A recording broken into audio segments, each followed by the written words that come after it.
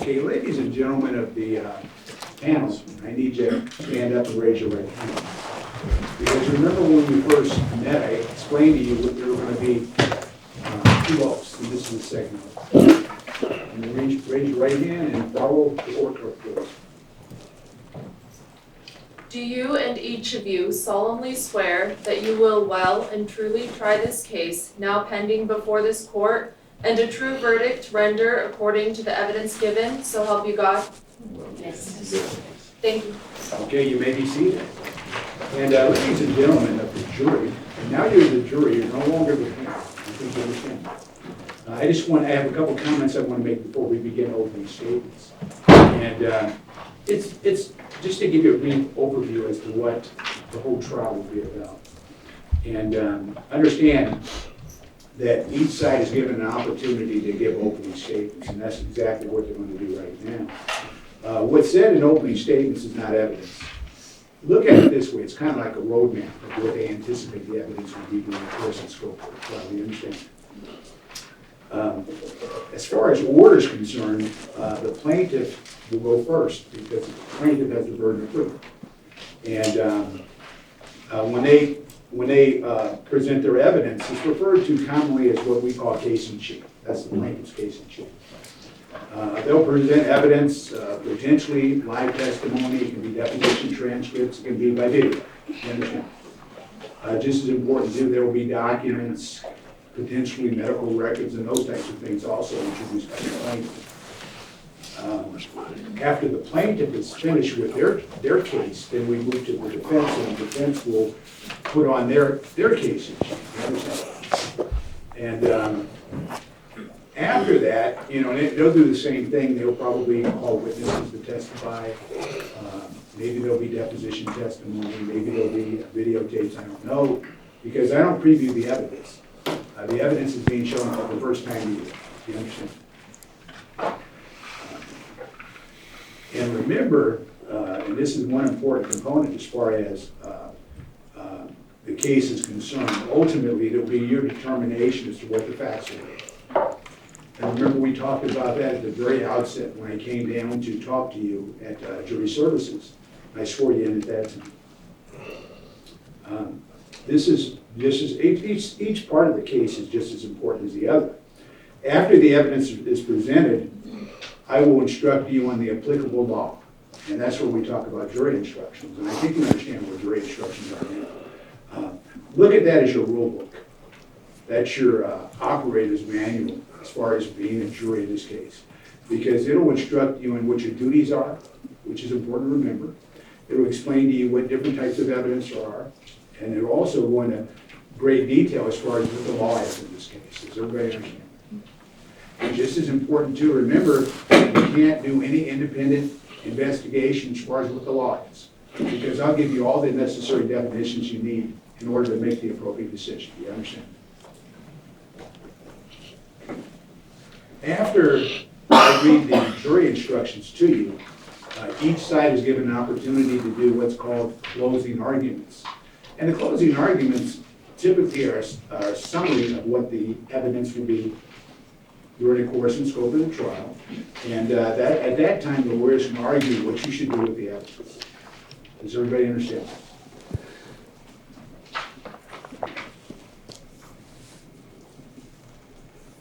Remember why we are here.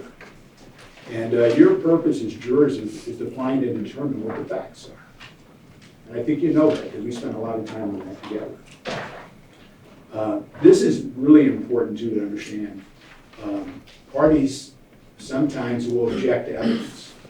Now, remember when objections are made, look at my role to what an umpire does in a baseball game. And what I mean by that is this: I'm here to call balls and strikes, right?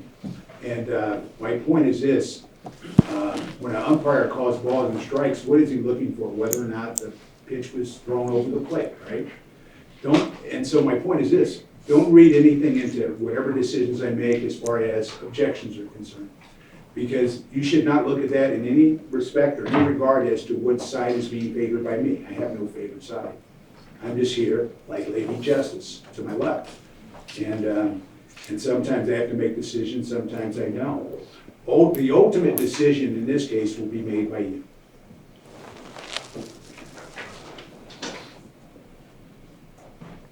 Remember, this is just as important too. Anything you may have seen or heard outside of this courtroom is not evidence. Remember that. Just as important, every legal definition you need, I will give to you. Just as important, this case might involve medical evidence. There'll be expert witnesses testifying, physicians probably, and maybe others. And as a result, you should of course listen to their testimony and decide which side you feel is justified in an ultimate decision by you. You understand? That's your decision. But ultimately, I don't get involved in that other than dealing specifically with questions. Just as important too, you're not to be influenced in any degree by any personal feelings of sympathy for or prejudice against the plaintiff or defendant. Both sides are entitled to your same fair and impartial consideration. You understand? In considering the weight and value of testimony of any witness, you are to take into consideration the appearance, attitude, and behavior of the witness. And I think we kind of talked about that a little earlier, because the witnesses will be testifying right here to my right on the stand. It's up to you to decide whether or not you believe them. What weight to give any witness as far as their testimony is concerned. And remember, a trial is a search for the truth using the rules of law. And that's why you're here. That's your duty and responsibility. Also, and this is really important from your perspective, you have a right to ask any witness questions. And remember, the questions you have for witnesses are for witnesses only, not for me necessarily, not for the lawyers. And the thrust and focus has to be on their testimony when they're on the stand. And just as important too, once they leave the stand, we can go back and answer your question. You understand? Just as important too, we do have a format in place on how to ask questions. And it's done very simply this way. You have a pad, and you can just write down your name, badge number, jury number, and write your question out and sign it. That's all you have to do. And then you raise your hand while the witness is testifying, and the marshal will walk to you and get the question, and he'll bring it to me. And at a convenient time, I'll discuss the question with counsel as to whether it's appropriate or not.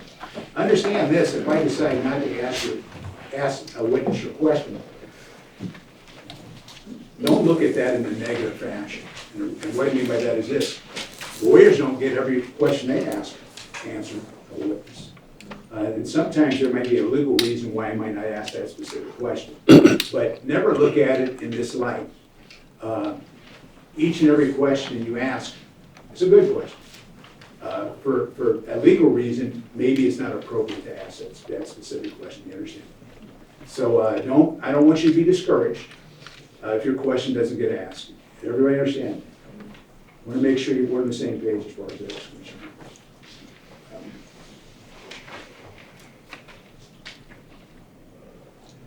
One other, I guess, final comment I have in this respect, just to give you a little bit of insight. As far as evidence is concerned, and I think we might have talked about this too. There's two types of evidence, and it's what we call direct and circumstantial. And I'll give you two quick examples of that. If you look out your window, say you were at home right now and you looked out the window and you saw it raining, that's direct evidence that it was raining, right? Because you did see that. Another example might be this. If you went to bed and you woke up the next morning and there was water on the sidewalks, the lawn was wet, so on and so on, what would be your conclusion? Must have rained last night, right? And that's something we do every day. And it somewhat involves common sense, we just know that. But my point is this: under the law, we have direct evidence, which would be viewing the event, or circumstantial evidence when you get up in the morning and you see waters everywhere. The law permits you to give equal weight to both It's ultimately up to your decision as to what to do with the evidence, you understand? That's your decision. Lastly, just remember this, anything I may or say should not give you any indication as to what your ultimate decision will be. Does everybody understand? That's your decision, not my decision. And that's why you're here. Lastly, well, two other points. If you can't hear a witness testify, raise your hand and ask them, and you say, Judge, I can't hear the witness, and I'll make sure they speak up. Does everybody understand? And one other point, during the course of the trial, I may take notes for certain witnesses, I might not take notes on other witnesses. Don't let that influence you in any way as to the importance of that witness's testimony. I might be doing it for legal reasons, but it's up to you to decide the importance of any and all testimony in this case, you understand? Just want to make sure we're on the same page. Remember, you can't talk to anybody about the case, you're now the jury, right? Understand that. Just as important, during the course of this trial, you might have a inadvertent contact with the lawyers, the witnesses, and or the parties. Remember, they can't talk to you. Everybody remember that. And you promise me if you do have that inadvertent contact, you won't hold that against them. Promise? All right. I guess last but not least, are we going to invoke the exclusionary rule? Yes, Your Honor. Yes, Your Honor. All right. Okay, Mr. Kemp, are you ready to proceed, sir? Yes, Your Honor. Your Honor, one question. Do I turn off Zoom now that the exclusionary rule is invoked? I don't think so. That's a good question. Well, Your Honor, Let's approach it. Your Honor, if I can stay here, remember I'm hot now. No, I understand. No, Okay. you stay.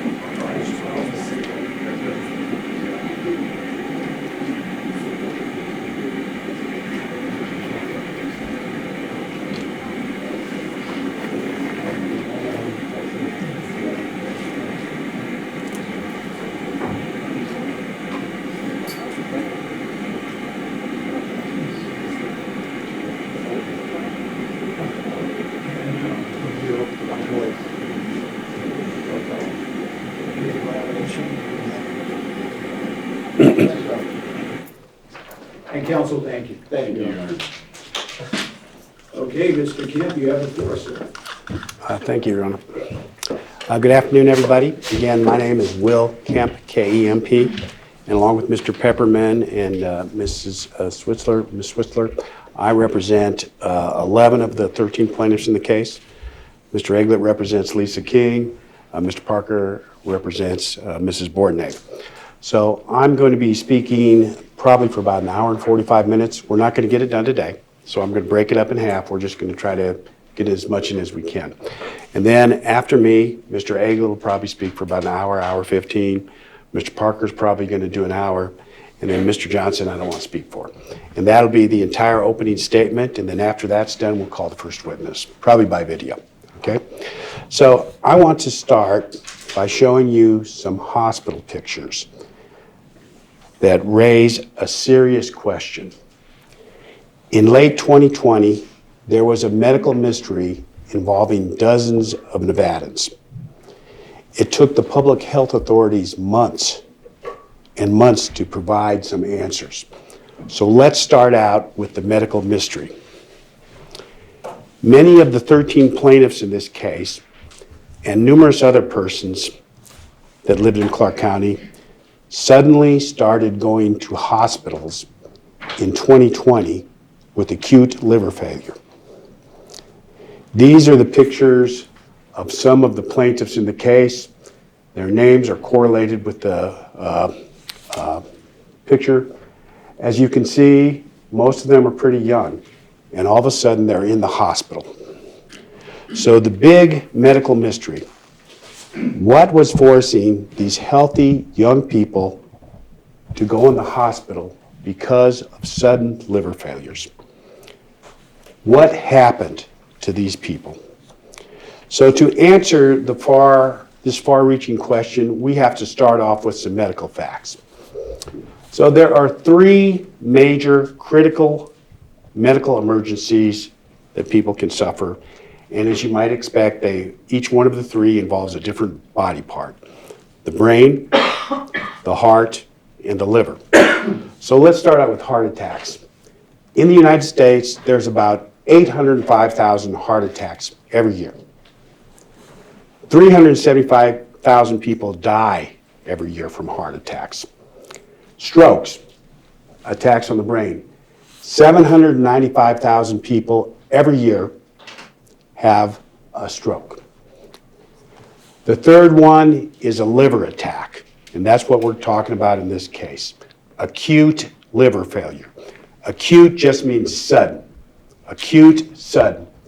So unlike heart attacks and strokes, there are only 2,000 cases in the entire United States every year of acute liver failure.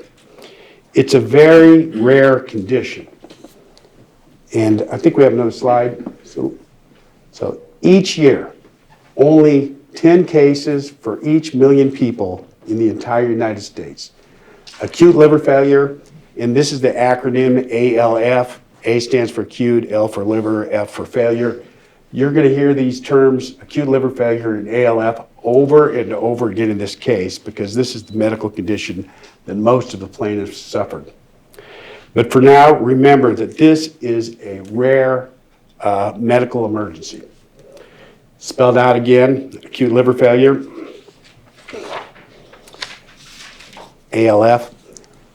Next slide, please, Celine. This is where the liver is located in the body.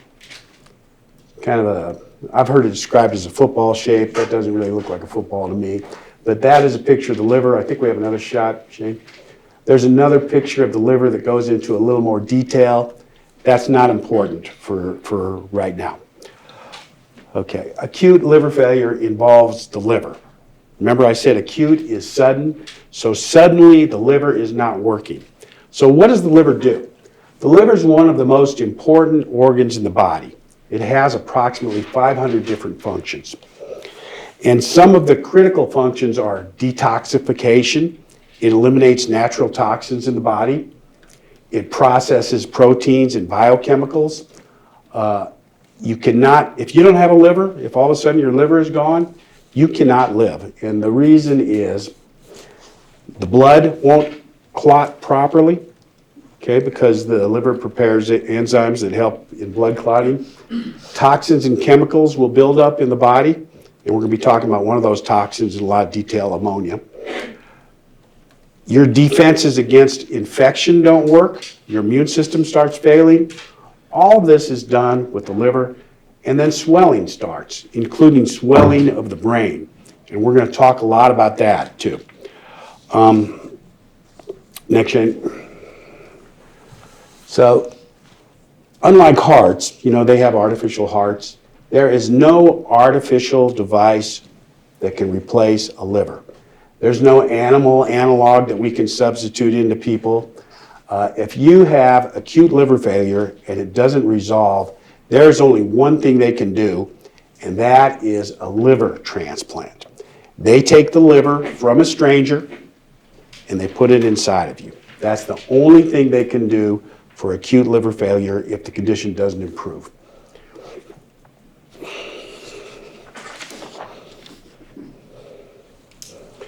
Next, Shane. So I've already said this is a critical medical condition. Usually it's days or weeks, most often days. It develops usually in persons who have had no pre-existing injury whatsoever to their liver. All of a sudden they're in the ICU, intensive care unit, with acute liver failure. And they've got to put them in the intensive care unit for the reasons I've indicated. When the liver starts working, you have all these problems. Acute, rapid, sudden failure of the liver. Next, Jane. So we have a lot of complications that pop up right away, okay? And fatigue, and remember these complications because when we go down, the plaintiffs in this case, you're going to hear almost the exact same complications over and over again. Fatigue, people are tired. Jaundice, typically their eyes are yellow or their skin's yellow. Loss of consciousness, they lose consciousness. They have increased pressure in the brain, which is called encephalopathy, and I'm going to explain that in detail in a second. And again, like I said, this is rare. There's only 2,000 cases a year. That's why probably most of you probably have never even heard of this disease. 20% of the people that get acute liver failure, they can't save. They can't save. These people die. Next, Shane. So the defendant in this case is Real Water. Real Water made an alkaline water product. And what does alkaline mean? That means negative. It's negative. Acidic is positive. Alkaline and acidic. So the idea here is that this was going to be a negative water, an alkaline water, and Real Water claimed that it had a lot of health benefits. Can we skip over to that one, Shane? Skip this one, please. So this is some marketing material from Real Water. And I just want to emphasize the last sentence there. They are claiming that your personal health and the health of your children depend upon drinking this product. So they touted this product is better than ordinary water. And you're going to see that because of this advertisement, a lot of people believed in this.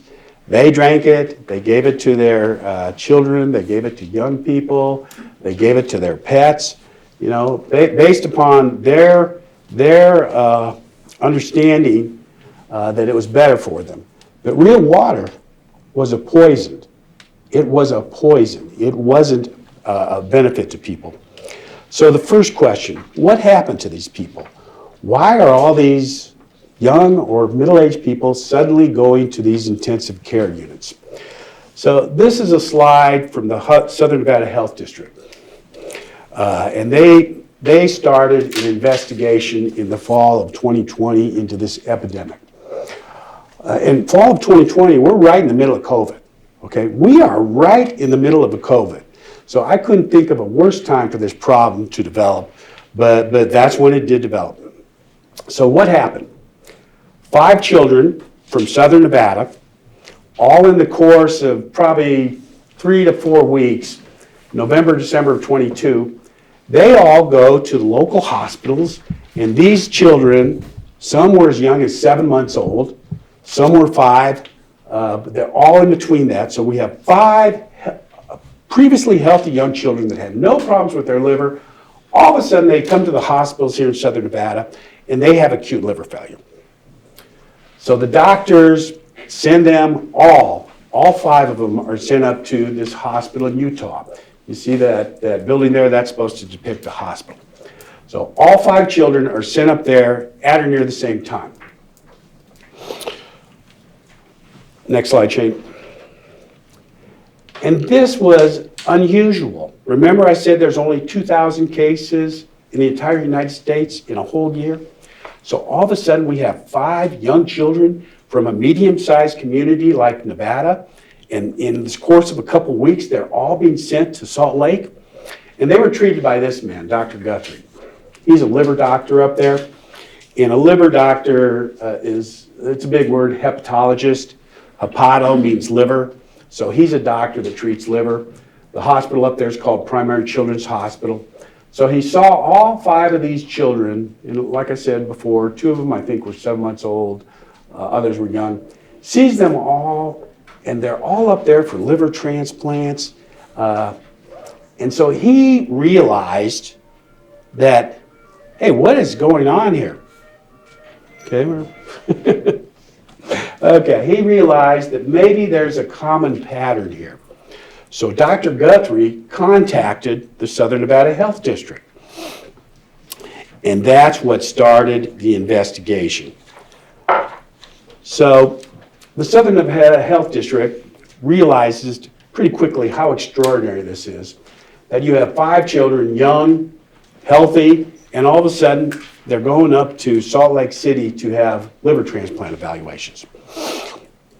So they started doing an investigation. They interviewed all the families, the 5 families, and they asked them all about their exposures. What do you guys eat? What do you guys drink? Do you have certain kinds of pesticides in your house? Where have you been lately? You know, they were looking for something that the 5 families had in common. And they found out that there was one thing they had in common. They all drank real water. That was the first big clue. So what happened to these people?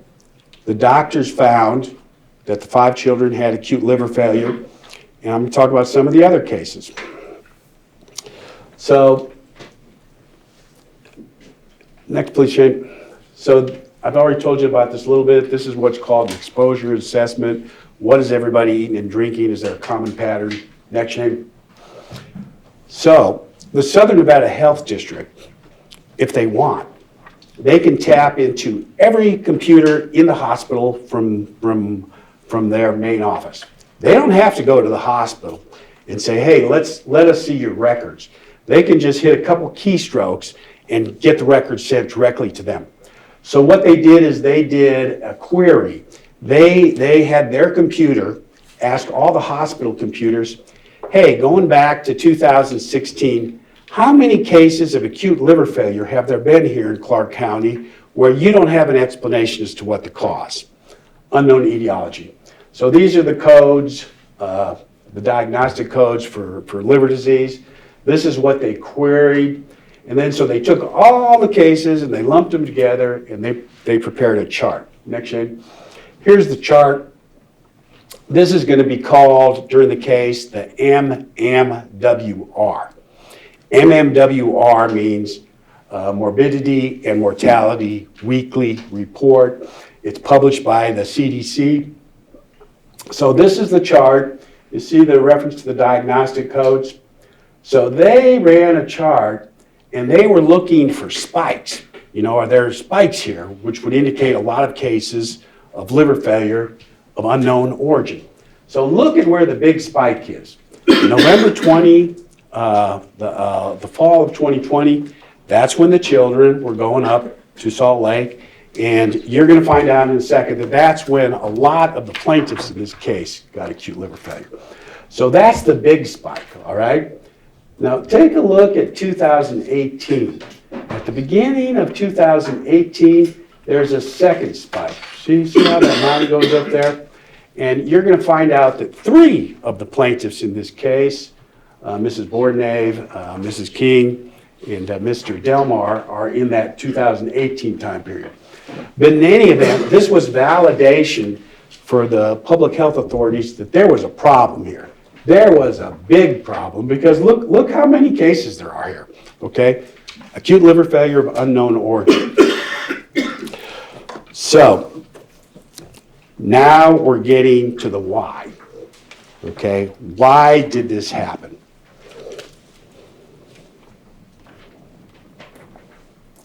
And before I answer that question, and part of going to answer the question, I want to introduce you to the plaintiffs that we represent. Well, all 13. So this is on your, where's my copy? This is a jury note. We call this the jury notebook. And this has exhibits in it that we think are important to the case. But more importantly, it has the pictures of all the plaintiffs in the case and their names. And you will have this each and every day to help you get to know these people. Because there's 13 different people in the case, so we're just trying to use this as a device. It's kind of like when you go to a Raiders game and you buy the program and you got the picture of the player and his name and his stats. So we're just trying to give you a device that'll make it more easy for you to follow the testimony. So these are the 13 plaintiffs in the case. Now, let me start out with one of the plaintiffs and go into a little bit of detail. Vanya Diaz. Okay, Vanya was born in Bulgaria. You've seen her here.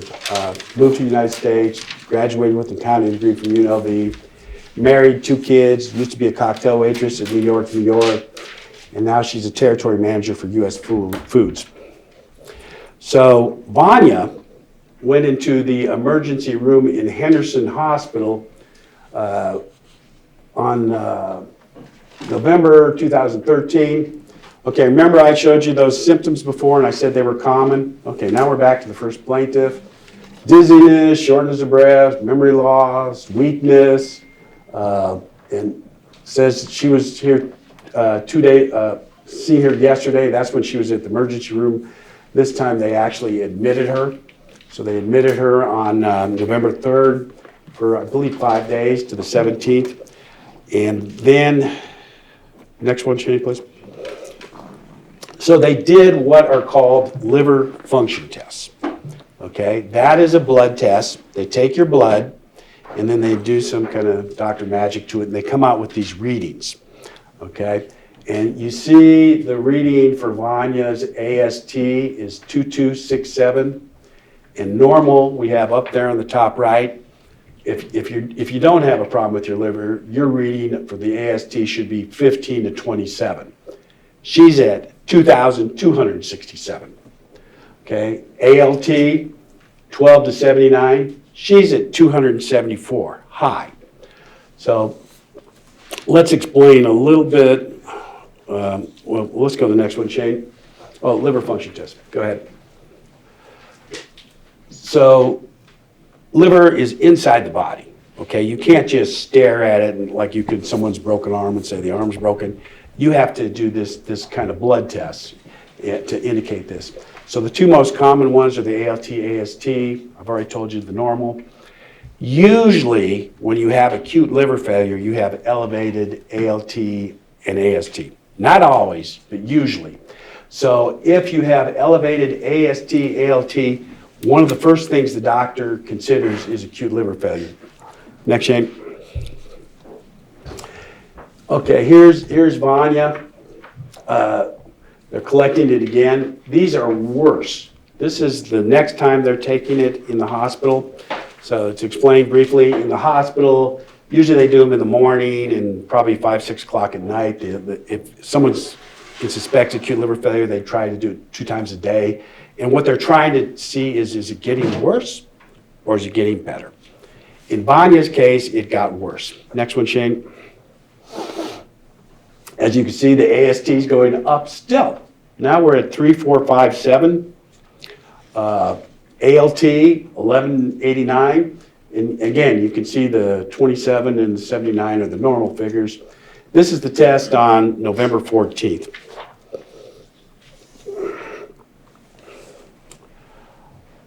Okay.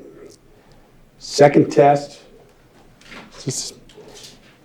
So here we are, 3279. That is 121 times the normal of 27. 121 times normal she's at. The ALT, 1537, the normal is 79. That's about 20 times normal. So there was a lot of concern about Vanya's condition. They thought she was going to die. Okay, Shane, next one, please. This is from her medical records. If she gets worse, they're going to have to send her to a liver transplant center. Now, what is a liver transplant center? Okay, liver transplant operation, again, you're taking the liver from a stranger and you're putting it inside someone's body. That is an incredibly complicated medical operation. It usually takes anywhere between 4 to 6, 8 to 10, sometimes as long as 24 hours. They do not do that operation here in Las Vegas. And the reason they don't do it is because it requires a highly skilled liver transplant team. And usually there's anywhere between 18 and 24 people on the team. So if you're being evaluated for a liver transplant, they can't do that here in Las Vegas. They have to send you to a transplant center. So where are the transplant centers? Here in Nevada, you have to go to Utah. I've already talked about that. They specialize in children's liver transplants. Or if you're an adult, you have a couple other options. They do them at UCLA, USC, Stanford, next gen.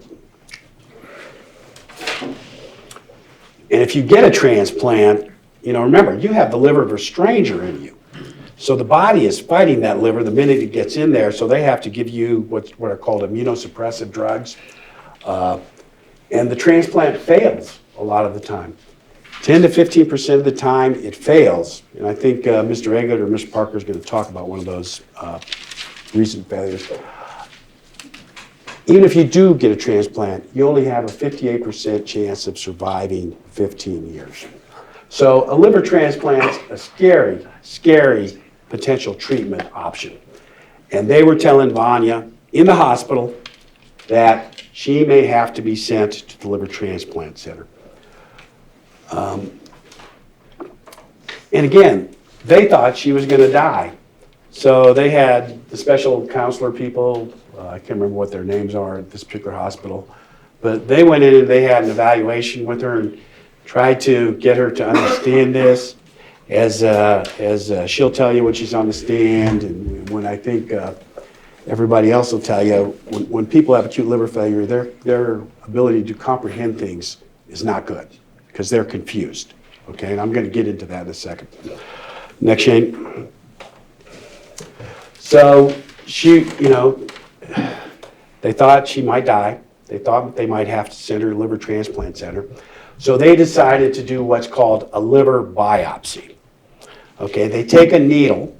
And it's not really a needle. It's more like a long rod, and it's got kind of a catcher on it. And they stick it in you, and they grab a piece of your liver, and that's called a liver biopsy. And they have to do it without an anesthetic. There's no anesthetic at all. So they decided to do a liver biopsy on Vanya.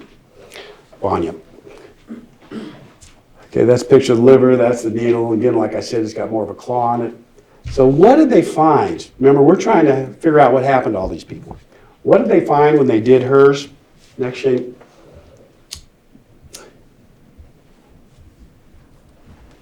The first part about the sinusoidal macrophages, that's not important. What is important is they did a stain on the tissue sample, and they found recent hepatic necrosis. Recent hepatic necrosis. Hepatic, again, means liver. Necrosis means dying, killed. So something recent had caused her liver, parts of her liver to die. And then they also made a finding that's critical to Vanya's case. And we're going to be talking a lot about it. Regenerative nodules are seen. And what that means is the liver has pretty much been destroyed by whatever toxin is in there, and the regenerative nodules are trying to regenerate the liver, trying to grow back, okay? But this is a key finding in her case. So what we have found, what we have found from this biopsy, again, we're looking for clues, what happened to all these people. What we have found is it's something recent, something that kills the liver, and something that it's permanent injury, regenerative nodules. Okay, so that's a little clue. All right, next one, Shane. This is just her path report, also emphasizing that they saw the regenerative nodules. And you're going to hear a lot about these regenerative nodules in the case. Next, Shane. So here is the key slide from Vanya. All right, this is a tissue slide. What they do is they go in, they pull the tissue out with the grabber thing on the tip of the needle, and then they spread it out on little slides, and then they look at it under microscopes. All right, this is a blow up of Tanya's slide. All right, now, red is good, blue is bad. If you see blue on a tissue slide, and this is a trichrome stain, what that means, They put 3 different colors on the stain to make things pop out more. So the trichrome stain is the one that they use to see if there's any kind of scarring in the liver. Okay, so they did the trichrome stain on her. This is 4 times magnification, and they see the blue here. Okay, so what is blue? Blue is a scar in the liver, and it's permanent. So something has made a permanent scar in Vanya's liver. So when we have pathologists here, they're going to explain this to you in a lot of detail. But basically, blue is bad. You don't want blue in the liver. You want red, okay? This is what they found in Vanya's liver. And I've already talked a little bit about the regenerative nodules. You can see that in here. And the pathologist is going to get into that a little bit.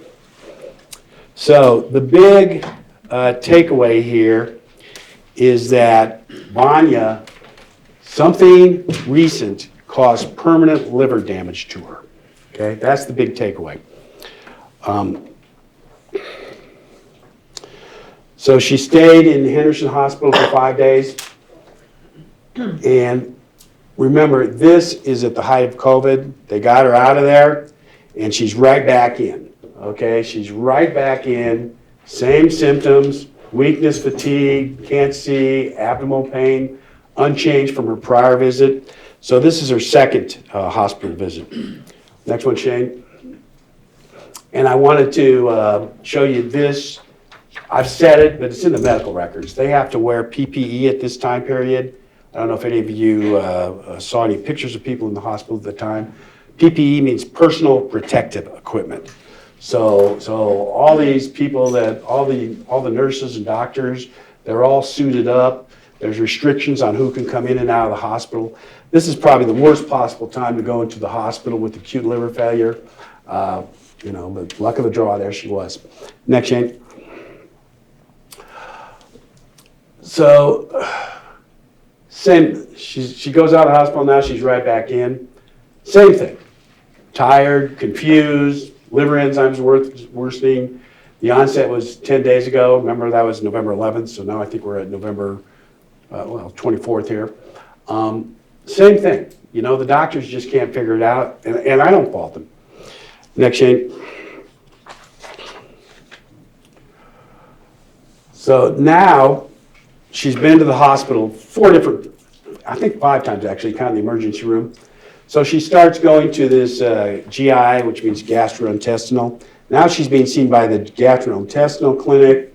So she's there November 30th, 2020, December 14th, 2020, January 6th, 2020, March 12th, 2021, March 26th, 2021, December 19th, 2021, and same symptoms, okay? Same problem, they can't figure it out.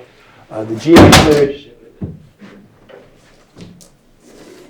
okay, no problem. Okay, GI clinic, next Shane, they document neurological symptoms, which some of the experts are going to be talking to you about the different neurological symptoms you have from acute liver failure. So summing up, 5 different visits to the hospitals and ERs, almost a dozen visits to the GI clinic, a biopsy documenting permanent liver injury from some recent tox, and no one can tell her what caused all this. No one can tell her what caused all this. So we haven't made much progress on what happened to these people, so let's add another plaintiff, okay? This is the second plaintiff, Nicole Chang. Nicole was born in Minnesota. She moved to Las Vegas right after her it says 2020 there, but I don't think that's right. I think that should be 2000. So she worked as a bartender for 14 years at the Palms, and she's the partner, back, Shane, what do we do? Okay, so she worked as a bartender for 14 years at the Palms. She is the partner of another plaintiff, Carrie Manos. Both of them are on the jury notebook on the cover. And so she went to the hospital on November 10th, or 11th, excuse me. Her partner went the day before. Next, Shane. This is a picture of her right before she went to the hospital. And we have a video that was made by one of her caretakers at home. And the reason they made this video is they sent it to her parents because she was reluctant to go to the hospital. You know, November 2020, no one wants to go to the hospital because we have COVID. So they made this video to send to her parents so her parents would get on the go to the hospital train. Go ahead, Shane.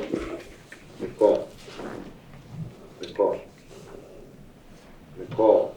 Stop. Let's go. Let's go. Come on, you gotta go to the hospital. Stop. Okay. Next, Shane. So you have all the classic symptoms there. Fatigue, you know, she can't even get out of bed. Mental confusion, dizziness, vomiting. It doesn't show in the video, but she's been vomiting. And then she went to the hospital. She went to St. Rose Dominican on November 11th, 2020. That's the exact same day that Vanya first went to the hospital. Vanya went to Henderson Hospital, she went to St. Rose, but both of them went to the hospital at the same time. So the patient's awake, but she's confused. She just mumbles incoherent words. You saw that yourself on the video. Nausea and vomiting. Okay, so same thing. Next, Shane. They started running the liver function tests on her. This is her first set, 336, 28, 43. You know, it's not a contest here to see who has the highest or the worst liver function test. These are all terrible, okay? So that's her first set of liver function tests. Next, please. So they said that she has acute liver injury, ALF, acute liver failure, what we've been talking about. And then they say hepatic encephalopathy. Okay, I used that word once. Let me try to explain it and break it down a little bit. Hepatic is liver. Okay, hepatic means liver. Encephalopathy. Enceph comes from a Greek word that means brain. It's enkphalos. So we have brain, and pathy means disease or disorder. So encephalopathy, when you see that word in the medical records or the doctors use it on the stand, that means brain disorder, brain confusion. Okay, so this is what they diagnosed her with, not just encephalopathy, but acute encephalopathy and acute liver failure. Now, you get encephalopathy from a number of things, but one of the things you get it from is when you have a toxin attack your liver, and the liver cannot clean out the natural toxins in your body. That's where you get encephalopathy. So one of the toxins that they measure, natural body toxin, is called ammonia. Ammonia is the same thing you use as a cleaning product. So here's a picture of an ammonia cleaning product. If a normal person has an ammonia level of 18 to 72, if you have acute liver failure, and ammonia is produced as a waste product, the liver changes it into something called urea. Usually it just exits the body through urine. But if you have an excess buildup of ammonia in the body because the liver's not working, you get encephalopathy because the toxins got to go somewhere. Okay? If the ammonia is not being flushed out of the liver, it's got to go somewhere. And one of the places it goes is up into the brain. Next shot, Shane. So there's the normal ammonia level, 18 to 72 on the right. Here's what Nicole has, 135, almost twice normal. Next, Shane. And so I've got a picture for you. This is not Nicole, but this is just a demonstrative to give you an example of what's going on here. So when the ammonia builds up, you see these white things. It's building up in the brain, and of course the brain is, a lot of electricity is going back and forth to communicate. Neurons are firing, all kinds of things. So when you get water, unanticipated water or ammonia, liquid on the brain, you basically short circuit the brain, and that's what encephalopathy is. So here's a picture of a brain in toxic encephalopathy. Next, Shane. So here's Nicole again. She's at St. Rose for 7 days, from November 11th to November 18th. So we do have another clue here. So this is from one of Nicole's doctors. And he says, this looks like some kind of toxic liver injury. Okay, so hospital's gotten this far. Acetaminophen, that's just Tylenol, so he's just including that as a potential differential diagnosis. But he has decided that there is a toxic liver injury in the patient in front of him. Okay. So everyone had two things in common, all 13. They had liver damage, liver injury.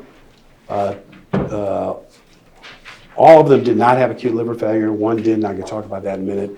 But they all had serious liver injury, and they all drank real water. All had elevated ALTs. Most of them had mental confusion. And I'm not going to go through the medical records during the opening for all the other ones because it would take too long. That'll happen during the case, okay? But you will see the commonalities of all of them. But I would like to tell you a little bit more about each one of the other 9, just so you kind of get to know these people a little bit, okay? First, Nigel. Nigel's sitting back there, over there. Nigel was born in Las Vegas, graduated from Shadow Ridge High School, went to college at CSN, used to work at the airport, but now he works for the DA's office. So he had 3 different medical visits, including an urgent care visit. Same symptoms, nausea, vomiting, fatigue, same things I've been telling you about. And finally he went to the UMC ER, and then several days later he's hospitalized. Next, Shane. So, same thing. I mean, ALT 2282, AST 2608, INR of 3.8. I'm going to explain what that is in a second on another plaintiff. And they diagnosed him with acute liver failure. Same basic injury, okay? Next, we have James Delmar. He was one of the ones I told you about from that spike in 2018 with Miss King and Mrs. Bornay. Okay, so he was in the Navy, served in Vietnam for 4 years. Interestingly enough, he's a rock guitar artist. He's done 3 different rock albums. You know, can I have a little clip of that one, Shane? So, this is from one of his actual albums. I just thought I'd like to play it. We're trying to get to know the plaintiffs, Your Honor. I'm sure Mr. So next thing about Mr. Delmar, he goes to the ER at the VA hospital June 14, 2018 through June 18, 5 days. Same symptoms, dizziness, nausea, fatigue, AST, ALT elevated, the INR is elevated, 1.1 is normal, I'm getting into that in a minute. He's diagnosed with acute liver failure. Okay, next plaintiff, Ginger Land Van Buren. Again, I'm just trying to put faces to the names for you here. Born in California, master's degree in opera, worked as an entertainer on the cruise ship. I have an opera clip, but I don't want to offend Mr. Johnson here. You know, we'll play the opera. Your Honor. I'm not on trial. Well, we could, anyway, after finding her husband on the cruise ship, Ginger moved to Las Vegas in 2010, and she now works for a foundation that fights sex trafficking, okay? And she's going to tell you a little bit about that. So she went to the Sunset Clinic in November 2020. Her AST was 169 and ALT was 144. She's hospitalized for 5 days, same time period as some of the other plaintiffs. And again, elevated ALT, AST, ammonia is high, INR is 27. Okay, this is where I want to talk a little bit about INR. What is INR? Okay, INR means International Normalized Ratio. International Normalized Ratio. It's just a measurement of how well the blood in your body clots. It's a blood clotting measurement. So if normal INR is 0.86 to 1.14. So if you have an INR above 4.9, it's life-threatening because you have a greater risk of bleeding. You know, for example, some people are hemophiliacs. If they get cut, they just bleed and bleed and bleed because they don't clot. Same kind of thing if you have an elevated INR, excuse me. They measured her INR at 27. That is the highest possible INR measurement on the scale. 27. You can't get higher than that. You can't be 27.1, 28, 27. This was so high that 2 different people at the hospital called the lab and said, hey, is this right? We've never seen a 27 before. So she was in critical condition. Luckily, it came down a little bit. She's a dog lover. Like I said before, some people fed real water to their pets. She fed it to her pets. Three dogs. 2 of them got sick. 1 of them died. Okay. Next, please. This is Ginger's mother. When Ginger got sick, her mother, Cheryl, came down to take care of her. She lives in Oregon, but she came down to Las Vegas. So while she's at Ginger's house, she starts drinking the real water. She gets sick. All right? Next, Shane. Same thing. She's in the hospital. She went to St. Rose, Siena, November 18th, 2020. ALT 258, AST 412, INR just slightly above normal. But she had acute liver failure and encephalopathy. And she actually owned the dog that died, and she's going to tell you about it. His name was Buckley.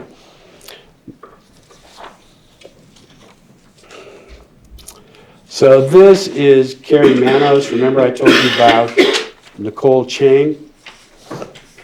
This is her partner. So he came to Las Vegas in 2003, bartender at the Palms, and then he ran some of the nightclubs over there. Trivia fact, he was Barack Obama's favorite bartender at the Palms. I think President Obama's favorite drink was Cosmo. But in any event, that's where they met, and they're now raising 2 children together. Carrie left the Palms, opened that nightclub, Hakkasan. I don't know if you've ever been there at the MGM. Next, please, Shane. So he's the national account manager for a non-alcoholic beverage company. He went to the ER at St. Rose San Martin, November 10th, 5 days. And look at the same thing. Elevated ALT is 1670, AST at 2573, INR 4.84. That's about 4 times the normal level. Ammonia of 2008. That's extremely high. And same thing. They diagnosed him with acute liver failure and encephalopathy. And so after he was discharged, he went home, and of course you're dehydrated. You're dehydrated because remember they're vomiting. He drinks more real water, boom, right back into the hospital emergency room. Next, please, Shane. This is Glenn Morris. Glenn was in the Army, served in Iraq. He went to the ER at the VA hospital May 19th, and then he had 5 different doctor's visits. No one can figure out what's causing his nausea, fatigue, vomiting, and dizziness. Next, Shane.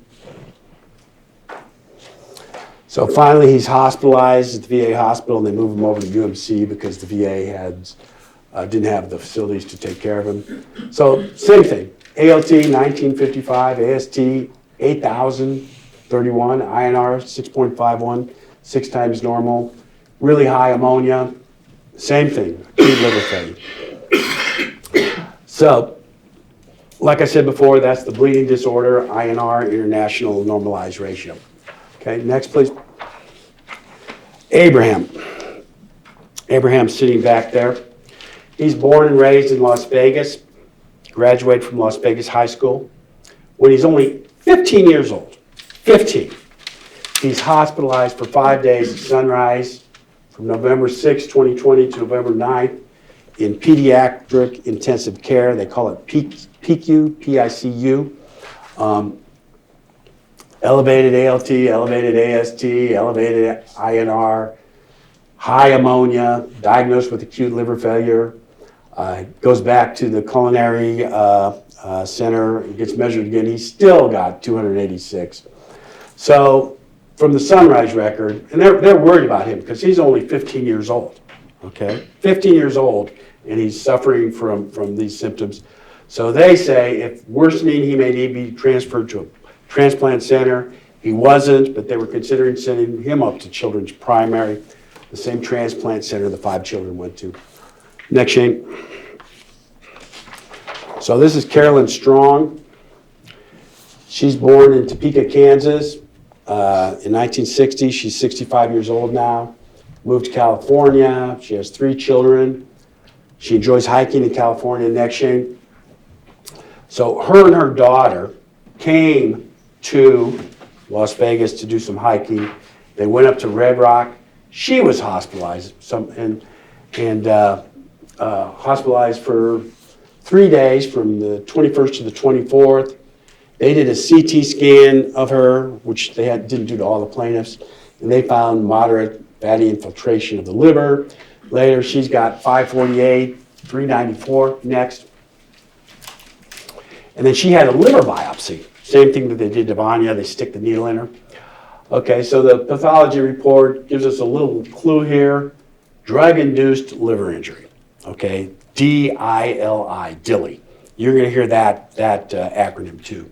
DILI means drug-induced liver injury.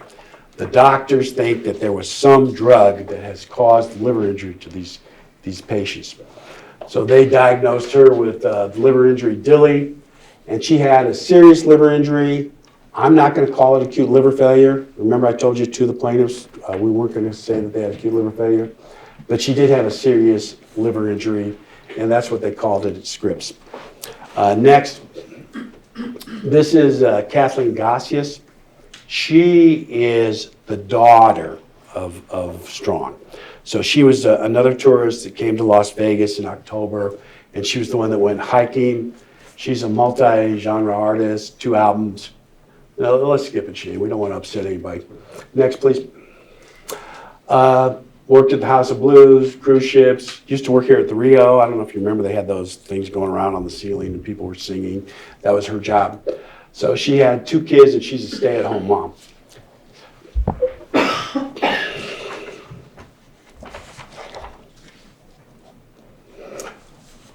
So she got nausea, fatigue, vomiting on the same hiking trip, lingering issues, acute gastrointestinal distress. To be honest, she's probably the least seriously injured plaintiff in this case, okay? We're not claiming she had acute liver failure. We're not claiming that she had the same kind of serious injuries as her mother did, but she did have moderate injuries that deserve some compensation. And I'm not gonna get to amounts right now, but I will tell you that we're not talking $100 million for her, or 10 million, or even $1 million. We're talking a minor sum, okay? And I bring that up because I can see what's going to happen in the future here. So it's a very minor sum we're going to be asking. So let's start off with the story. And these are the last 2. And again, Mrs. Bourdonnais, Mr. Parker's going to cover, and Lisa King, Mr. Eglet's going to cover, okay?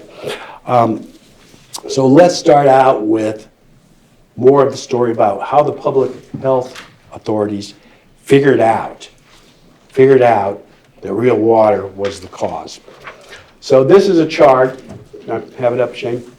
This is a chart that the Southern Nevada Health District prepared of possible causes of acute liver injury. And so they were running down all these potential causes. I mean, because now we're up to dozens of people, right? So what is giving all these people acute liver injury? And if you look at this chart, you will see one right here. Hydrazine. Hydrazine.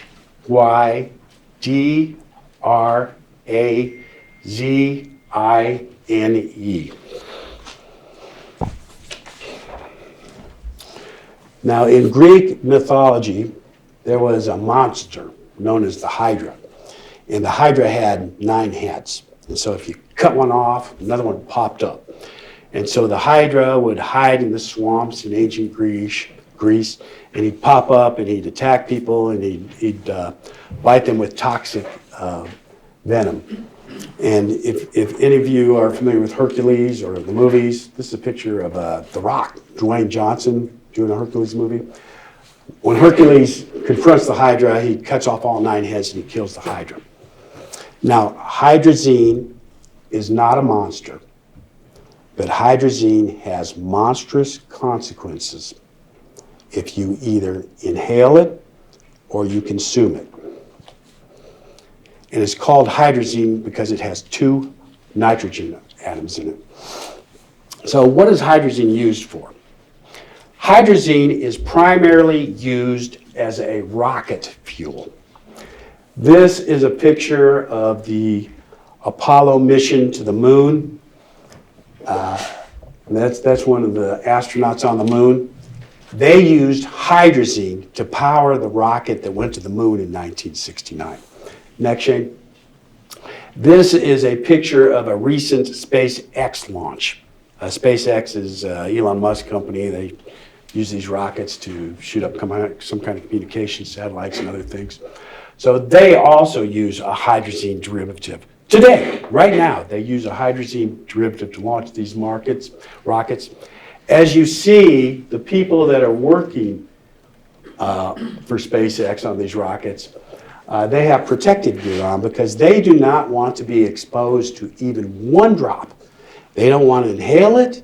They don't want it to consume it. They don't want any hydrazine getting into their system. And why? Because hydrazine is highly toxic.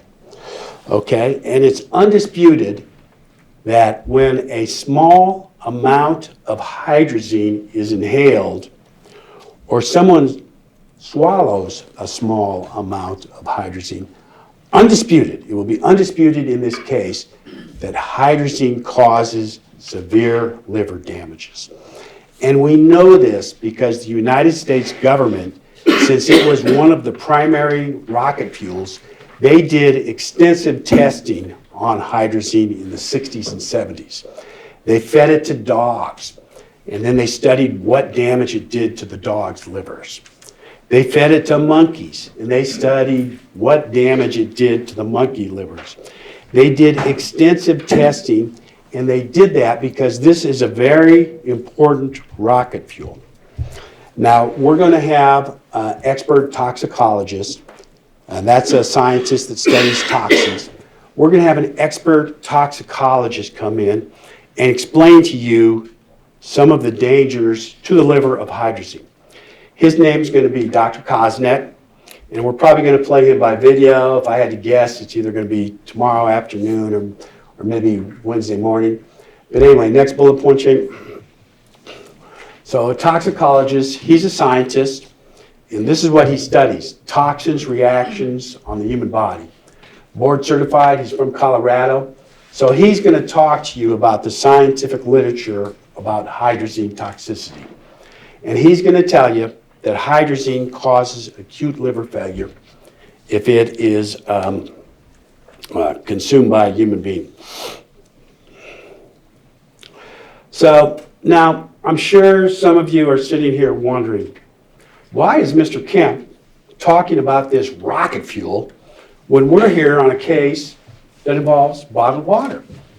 You know, a bottled water product that was sold all throughout Clark County. Costco, Terrible Herbst, Albertsons, they even had a home delivery program. Why is Mr. Kemp wasting our time talking about a rocket fuel when this case is about bottled water? Well, there's a simple reason. Real water had hydrazine in it. Real water had the rocket fuel called hydrazine in it. That was the toxin. That was the toxin in the bottled water that caused the acute liver failure. So in the United States, let me just get through the testing, and then I think we'll probably be done for the day. Okay. So in the United States, we have agencies that investigate when there's a disease outbreak. Okay? The CDC, Center for Disease Controls, the FDA, They regulate food and drugs. And then the Southern Nevada Health District, that's our local agency.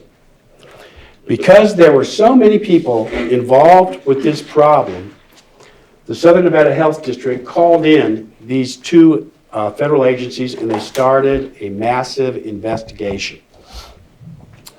And one of the first things they looked at was what's called concentrate.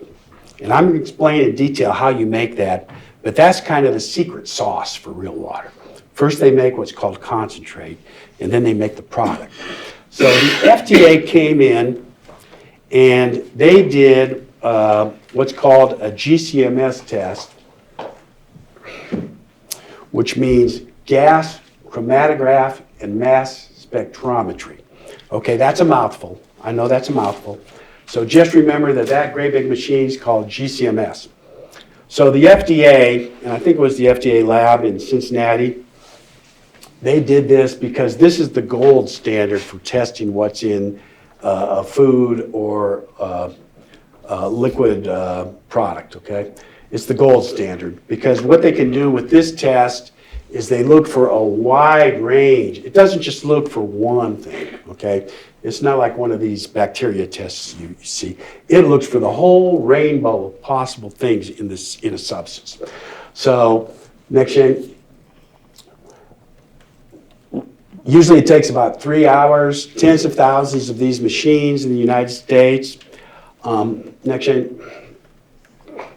This is the FDA report on the testing. This is an important exhibit.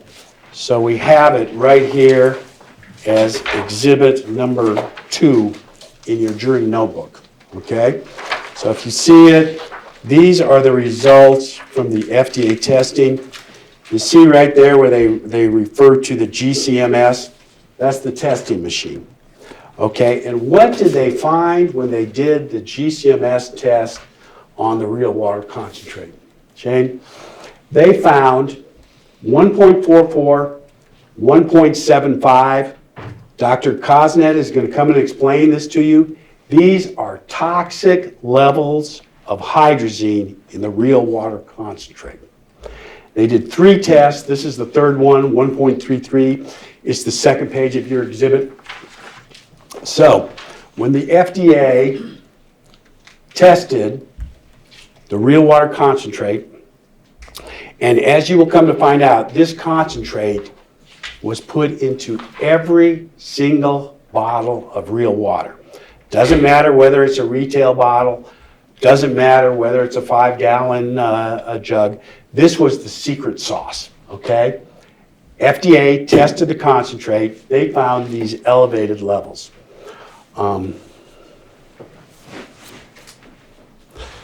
Okay, just one more little quickie.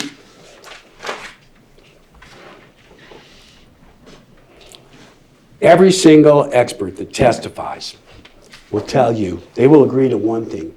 You shouldn't have even 1 drop of hydrazine in bottled water. You should never have any hydrazine in bottled water. And why? Because it is so toxic. And we're going to explain exactly, when you look at the very unique, different, untenable manufacturing process that real water used, which I'll get into tomorrow, how this hydrazine formed, and why did it take the FDA doing testing in October 21 to find the hydrazine? Because real water never did any testing on their product. It'll be undisputed that they didn't do a GCMS test at any time. They didn't do it when they first brought the product to market. They didn't do it after they got a series of customer complaints. They even got customer complaints. This is a 2014 complaint that I'll show you tomorrow, that there was a gasoline-like substance in their water. They still didn't do any testing. Next, Shane. All they did was this bacteria test. That's all they did, okay? And again, bacteria is one thing. A GCMS would have detected all toxins. So why don't we end there for the day? And tomorrow we'll pick up here. that the hydrazine caused the acute liver failure of all the plaintiffs. And I think I will probably have maybe 40, 45 minutes, and then Mr. Aguilar will go, and then Mr. Parker will go. Okay? Everybody cool? Okay, I'll see you guys all tomorrow. Thank you very much for your attention.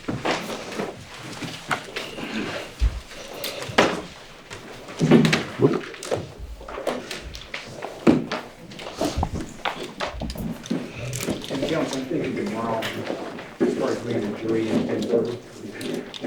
Sounds good, John. Sorry, Your Honor, you're 10:30 for the jury. Sure, Your Honor. Thank you.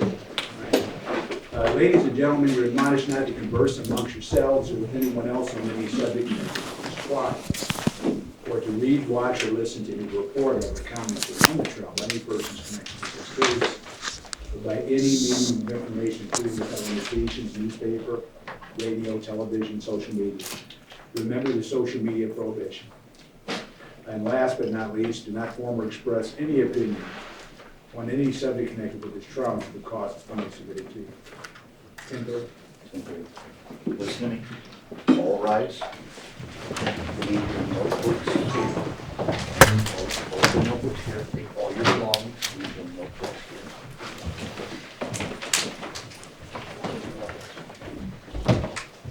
Come on this way. Brandon, you need to sign.